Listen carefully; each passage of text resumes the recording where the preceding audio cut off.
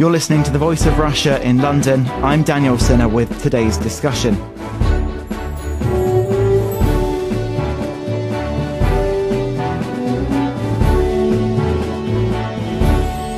Three dog breeders have been jailed after two newborn puppies were found buried alive in their garden.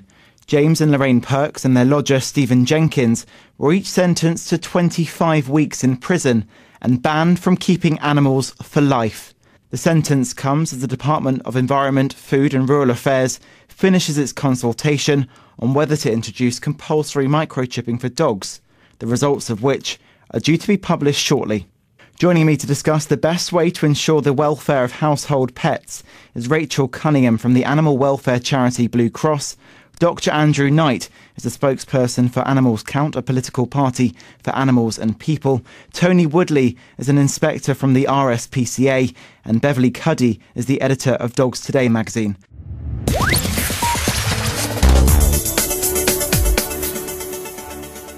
We'll begin with you, Tony. I thought Britain was famous for its love of dogs. We have around about 8 to 9 million dogs in this country, and yes, there is a great affection and a great amount of people care, look after their animals responsibly, and they do that. Unfortunately, there are those people who are ignorant, lazy, and also, I'm afraid, intentionally cruel towards their animals, not just dogs, of course, many other animals, species as well. And we're here for the animals who are most in need of our help, most in need of our care, most in need of rescue, and of course to enforce the legislation as well. How have we seen animal cruelty pan out over the last decade? Is it getting worse, or is it a situation that's getting better? Well, our figures are a little bit up and down for the last couple of years, and this may be really while the relatively new legislation, the Animal Welfare Act, beds in. Last year we saw a nearly 20% increase in calls to us and also in the numbers of people taken to court, so quite a big leap last year. This also may be reflected, maybe a reflection of the economic crisis that the country's in as well. You know, not having enough money is not an excuse for animal cruelty and neglect, but it's something that perhaps may be having an impact. Rachel Cunningham from the animal welfare charity Blue Cross. This is extremely worrying. These breeders being jailed for burying their puppies alive, but it's not the only time that we've heard about cruelty to animals. No, not at all. And there is, this was a particularly nasty cruelty case, but the welfare problems associated with irresponsible breeding are going on all over the UK in big cities. It's not just the breeders themselves, it's the stock that they produce. They're funding an unregulated trade on the internet as well, which in the eyes of the consumer we feel just further diminishes the value of animals' lives. Dogs and cats can be picked up very easily from internet sites, completely unregulated, and they can be discarded just as easily on animal welfare organisations like the Blue Cross and the RSPCA. And we are dealing with thousands and thousands, tens of thousands of unwanted animals every year, and that really starts with these irresponsible breeders. And there are 30,000 breeders in the UK, according to the Kennel Club. Beverley Cuddy, editor of Dogs Today magazine. How on earth are we going to get this under control? Well, I think the figure you just quoted there is a huge underestimate, unfortunately. There's much of the breeding in the country is totally unregulated, and I think that's the problem, is that at the moment there's no consequence to breeding at all. And if people are desperate for money, it's a very tempting thing to try. And it's a bit like pyramid selling, and there's now a saturation point being reached. And as we've heard with that case, puppies are being buried alive. I mean, it's ridiculous that people should be breeding dogs that no one wants. But at the moment, it's one of those things that it's almost one of those things that if you're really desperate for money, people aren't getting taxed for breeding dogs, and there's no traceability. Existing consumer law isn't applied to the majority of breeders, so it's seen as a no-risk strategy. I think what we need from government is something that makes breeding have a consequence, and I think in other countries this does exist. In Sweden, for example, the puppy contract there means that existing consumer law applies. There's almost like a 3-year warranty with a dog that the breeder has to find the funds to sort out. At the moment, people can pump out litters and they end up being put to sleep by the local council or just ending up in the hands of people that really will just see them as a tool to make more money. And we just need some control over that. There's too many dogs being bred. Dr. Andrew Knight from Animals Count, do you share the same concerns as Beverley? I mean, absolutely. I'm also a practising veterinarian in East London and Essex, and I think my colleagues and I are really quite sick of seeing hundreds and hundreds of these animals come into us in our veterinary practices at a very young age that haven't had their full course of vaccinations, that haven't been maintained on basic parasite control, that have been bred and sold despite having fairly severe congenital deformities that are likely to cause adverse health effects in later life. People are not having socialised these animals properly. We just look at these animals and we just know, we just dread the health problems that we know are likely to occur later on, and the risks when these animals are subjected to anaesthesias because they can't breathe properly because of their shortened snouts and so on. So I think many of us in the veterinary profession are quite sick and tired of seeing these severe welfare problems starting at a young age and these animals being bred. The political party that I represent today, Animals Count, would actually ban unregulated breeding entirely. I think that it's hard to argue that there is a good reason to continue to breed large numbers of animals on the one hand, whilst at the same time we kill, unfortunately, tens of thousands of cats and dogs in animal shelters each year in the United Kingdom because of lack of homes. So that's one thing we would certainly address. We'd also implement a range of measures to try and encourage and indeed ensure responsible pet ownership, including good identification. You're a vet, you're obviously on the front line as long with other vets, and you can see these dogs coming to you. Why on earth aren't you reporting this to the RSPCA? Every single dog owner? We see these sorts of problems on a regular basis, certainly on a weekly basis. When we feel that there is serious neglect or abuse, then certainly we do report those, and I certainly do report those. I've done so myself. I think the much more widespread problem is lack of the basics, however, rather than active or overt abuse. So lack of knowledge about the congenital health problems that are likely to be associated with certain pure breeds, lack of knowledge about the basics such as the importance of socialisation, the importance of good identification, the importance of basic parasite control, pet insurance and vaccinations. Tony Woodley from the RSPCA. Yeah, I think just wanted to go back to this particular case, and as a frontline officer myself, this is obviously, as we've heard an abhorrent case. There were puppies buried alive in this garden that were gasping for breath when they were dug out of the ground. One of the things that we also see, before we take this to the discussion about legislation, about enforcement, etc., is that people seem to think that they have a right to breed dogs, something that's gone on for hundreds of years, and they think, like these people did, it's my right. I can breed dogs. It's fine.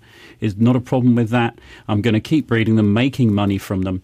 These people were cruel. These three people got nearly the maximum sentence. They got 1 week off their maximum sentence because they pleaded guilty. We'd have probably been happy with, well, obviously we were happy with that big sentence, and the main thing we wanted was disqualification, banning them from, in fact, keeping any kind of animal for life. So this was, again, a good outcome. And we had many dogs that were still in our care that we were caring for over a year because these people wouldn't sign them over and wanted to go through the court process. So you've got cruelty, and I think that laziness is another point. It's something perhaps we've held back on being quite so overt with exactly what we're saying in the RSPCA for a number of years, being conservative with a small c about it, not wanting to shock people. Those days are gone. We really do need now to get people to understand exactly what's happening out there, perhaps in the house next to them, perhaps in that nice property down the road that they wouldn't expect this kind of thing to be happening. I'm afraid it really is. And this case highlights that. And the legislation, the Animal Welfare Act, is a good piece of legislation. It was well thought out. We helped to draft it, and it's a relatively easy piece of legislation to enforce, and it does protect those animals from cruelty and also, of course, from people who are neglecting them, which could cause cruelty. So it is effective. Of course, dog legislation itself now needs to be updated as well so that we can have a really good raft of legislation to start protecting animals effectively in this country.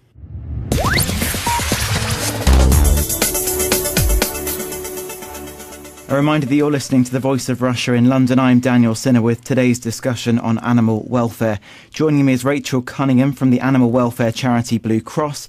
Dr. Andrew Knight is the spokesperson for Animals Count, a political party for animals and people. Tony Woodley is an inspector at the RSPCA, and Beverley Cuddy is the editor of Dogs Today magazine.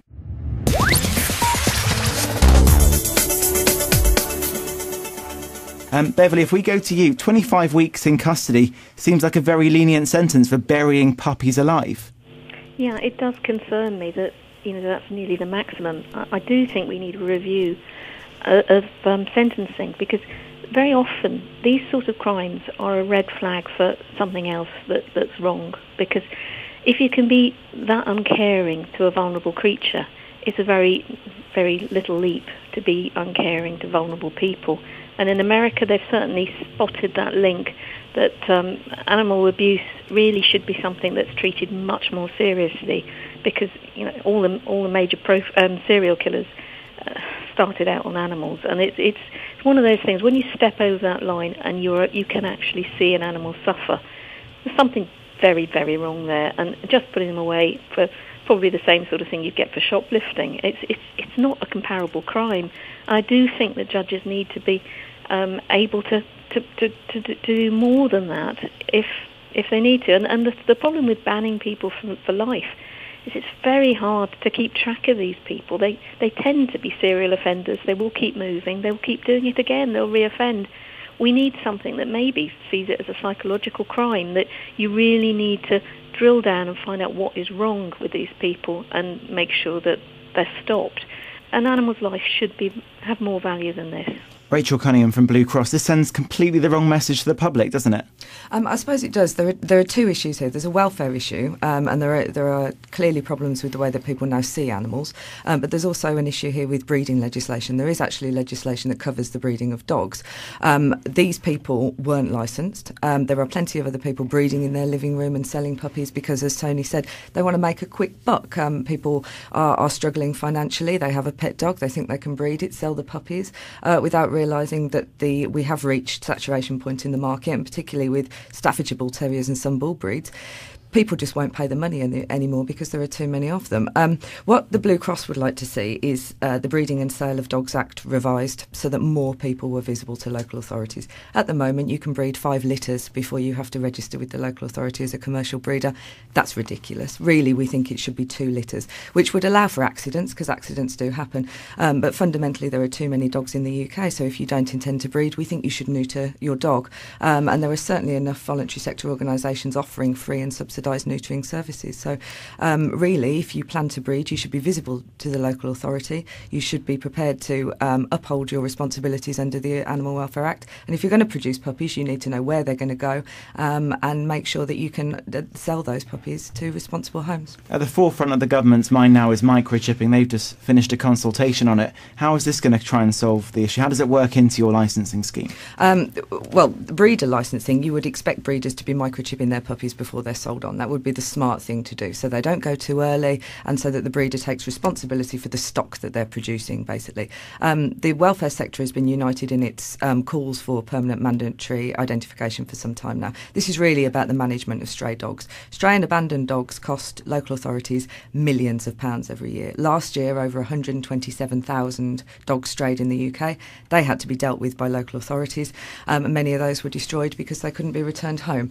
If we had compulsory permanent ID, as opposed to the collar and tag, which can be removed, which is the law at the moment, but most people don't put collar and tags on their dogs, we could save money for local authorities, return dogs back to owners that miss them, and generally improve dog ownership in the UK. But as you say, the government are only proposing introducing this for puppies, which we feel will have no impact at all, really. Tony Woodley, would you welcome this microchipping scheme? Because critics say they question the effectiveness of it, and they say it's going to be far too expensive. We ourselves, the RSPCA, and a number of other organisations, in fact, ones you probably wouldn't have even thought of being involved, things like the Trade General Workers Union, British Gas, Centrica, things like this, who are being affected by irresponsible dog ownership all the time. I can remember standing outside Parliament in the last winter, freezing. It was really cold, and we were all there trying to get the attention of government to do something about dog legislation. There needs to be compulsory microchipping for all dogs. We're calling for dog registration for all dogs, and not as some people may remember. I can vaguely remember it back in the 1970s. There was a 37.5p dog licence. You didn't have to do it compulsory, and it didn't mean anything apart from a piece of paper. This needs to be enforceable. It needs to be enforced. The government need to find the money to do it, and if they do it, they'll actually save money anyway. It will promote responsible dog ownership. It'll help us to stamp out this kind of irresponsible dog breeding. Unfortunately, the government haven't listened to all of these organisations who are experts in these fields. We've been around for 188 years.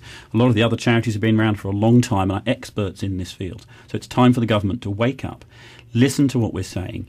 As the previous government did. They brought in the Animal Welfare Act. Well done. Great piece of legislation. Let's move on to getting decent dog legislation that really works in this country. Dr. Andrew Knight, to be able to microchip and licence every single dog in the UK, how on earth is that going to happen?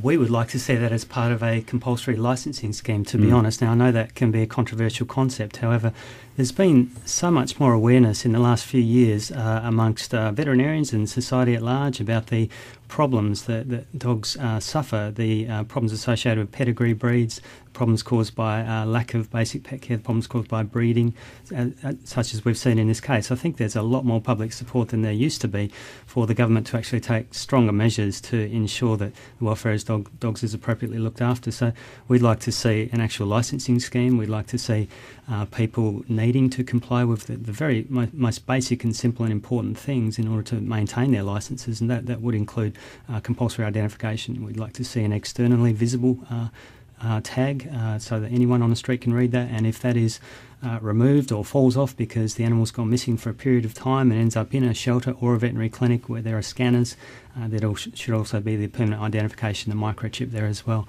They're very, very cheap to provide. They're very quick and easy to give, and they save a whole world of grief for the owners, and obviously they would prevent tens of thousands of animals unfortunately being destroyed each year and save vast amounts of money for local governments as well. So there's no good reason not to proceed with this.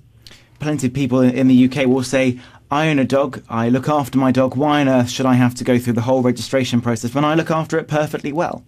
We feel it's a fairly fundamental part of responsible pet care. If we're going to take these animals away from their natural families and bring them into our own human families, we think the least that we can do is provide a good quality of life, provide the basics, provide some basic identification so that if they do stray, do go missing, they have a chance of being reunited with their surrogate human families instead of being, unfortunately, starving on the streets or being killed in a shelter. So many people feel they love their animals, but unfortunately the level of responsible pet ownership still could be improved and should be improved. There are still many basic things that aren't being done well enough in the United Kingdom, and identification is certainly one of them.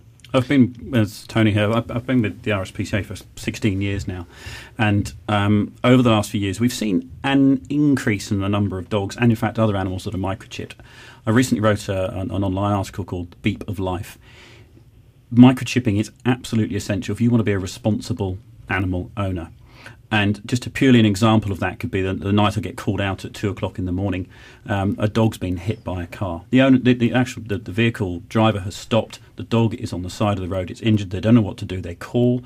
It's not a million miles away from me. I was on call at home. I was able to go, get the dog, get it to the vet. It was microchipped.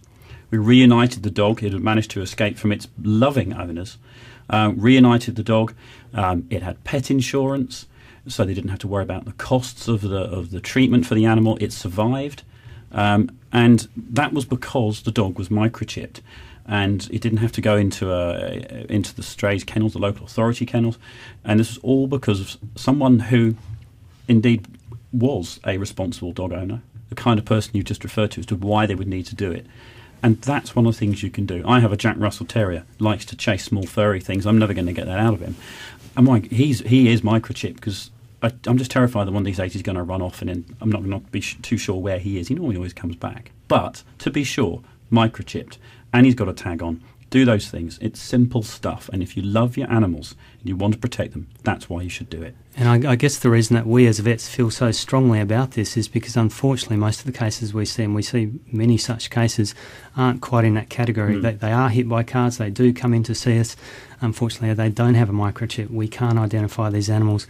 We can't call the owners. We can't get compliance to proceed with potentially expensive diagnostic procedures, fracture repairs and things like that these animals desperately need. So we're limited pretty much by law to just providing basic first aid, which is tragic. We want to do so much more for these animals, and if ultimately we can't identify the owners, then unfortunately many of these animals get put to sleep. So it's a very, very small amount of money that we're asking people to come up with just to cover the basic cost of the microchip. It's somewhere like about £20, £30 in the places I work, sometimes even less.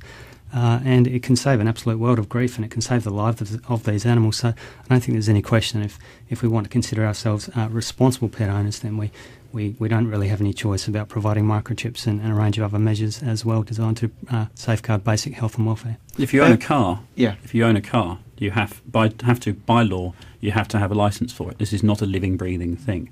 When you pass the ownership on to someone else, you have, by law, to inform the government of where it is you're passing that ownership onto. That's the kind of legislation that we need. It's responsible stuff. So if you'd have to do it for an inanimate object, a car, then it should be there for animals as well, for dogs.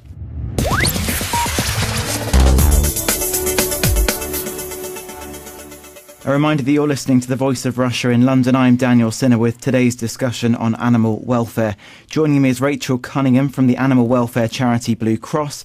Dr. Andrew Knight is the spokesperson for Animals Counter-Political Party for Animals and People. Tony Woodley is an inspector at the RSPCA. And Beverley Cuddy is the editor of Dogs Today magazine.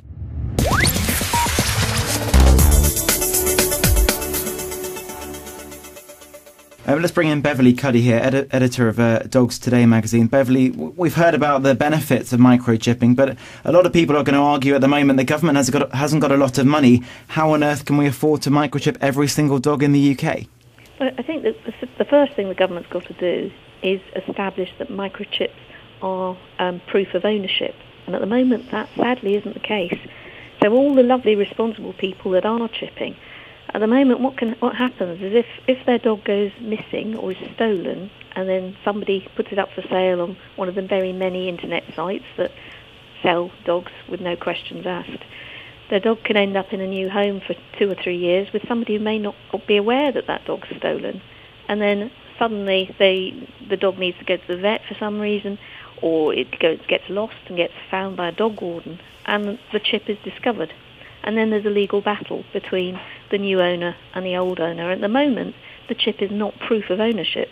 Now, the government, if they're going to make chipping mandatory, that's the first change they've got to make. And they've got to make it like a car, that you have to tell people when you change your address or when you change ownership, because at the moment, the National Dog Wardens Association say that 40% of existing dogs that are microchipped have incomplete or incorrect data.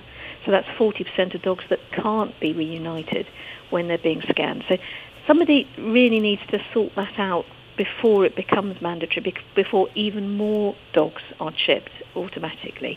And then it starts to work, the system, really well. If we have a chain of ownership recorded as well, I'd like something written into the puppy contract, which is something that all the charities have got together to produce, that makes it so that the breeder has to pay a fine if that dog ends up with a dog warden and ends up needing to be put to sleep. Something that's in their business plan when they're breeding a litter, that keeps a bit of money to one side for when it all goes horribly wrong. Sure. Rachel Cunningham from Blue Cross. Yeah, Beverley raises a really good point here about the microchipping databases, really, and what they're going to be required to do. Because microchipping is a commercial activity in the UK. We're actually putting the emphasis, if it comes in, and it has to be compulsory and dog owners have to do this, the emphasis will be on the dog owner to go to the vet, or go to a charity, go to the local authority and get their dog chipped, which we think is right. It does cost between £20 and £30 a vet in private practice to do this, but many charities will chip for free. We chip our clients' dogs. Lots of local authorities have dog days where they invite charities down. That's terrific. However, the government isn't proposing creating a new dog registration agency that will coordinate all this data. What they're actually going to do is utilise existing commercial databases. And really, I agree with Beverley, there needs to be some leadership from the government. It can't be that they sit back and say, well, let these commercial organisations make all this money, because they will make money if compulsory microchipping comes in. And they really shouldn't be allowed to pick and choose how they manage that data.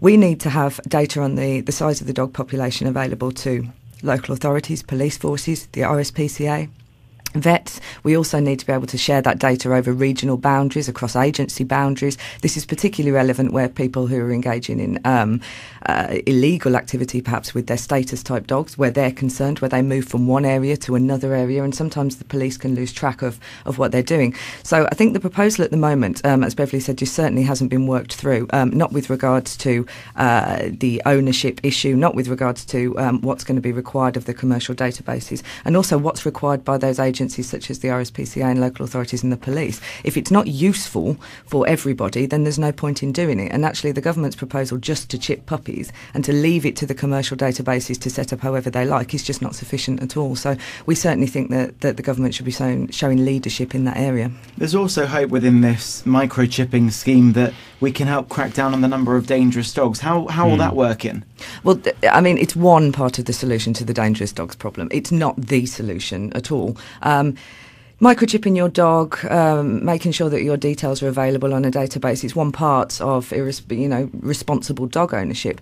I mean, you made the point about that some people might not want to microchip their dog. You do have to ask the question, if you get a dog, often you've paid quite a lot of money for that, costs a lot of money to keep, it's part of your surrogate family, if you like. Why on earth would you not want to permanently identify it? You've got to ask yourself that question. What are people doing with their dogs if they don't want to be? Some might be concerned about the cost, or they're worried about. Well, then if they're concerned about the cost, they should be concerned about whether they actually have the money to look after the dog. Absolutely. The dog costs several £1,000s a year to keep, let alone for the rest of its life. The RSPCA last year, we rehomed 64,000 animals. All the other charities rehomed thousands of animals. There are, in fact, too many pet animals in this country. It's radical stuff, what I'm going to be saying here. People shouldn't be necessarily buying pets from breeders. Rehome. All the charities are full. And this is all animals. I'm talking dogs, cats, rabbits, guinea pigs, you name it. We've got thousands of those animals that need homes in our centres because they're being bred at one end, sold perhaps unscrupulously, and I think there's a point to be made here that there are some breeders who are responsible breeders. But there's a hell of a lot of animals being bred, lots of them being sold, a lot of money being made. And what really people should be thinking about is where they get their animal from. And if you go to one of the reputable charities, you're able to rehome a loving dog into a loving family, then one of the things you're going to be getting is a dog that's already microchipped. It's already had all of the inoculations that it needs. It's had an independent behaviourist, certainly with the RSPCA and some of the other bigger charities. Have a look at it as well. You're getting a fantastic package. You're getting the right animal for your family. So don't buy. Rehome. It's a very key point. The Dangerous Dogs Act is another piece of legislation that needs to be replaced. It's unwieldy and unfortunately it's breed based. The phrase is deed and not breed. We need non-breed specific legislation in place of the Dangerous Dogs Act, which was a knee-jerk piece of legislation back in 1991.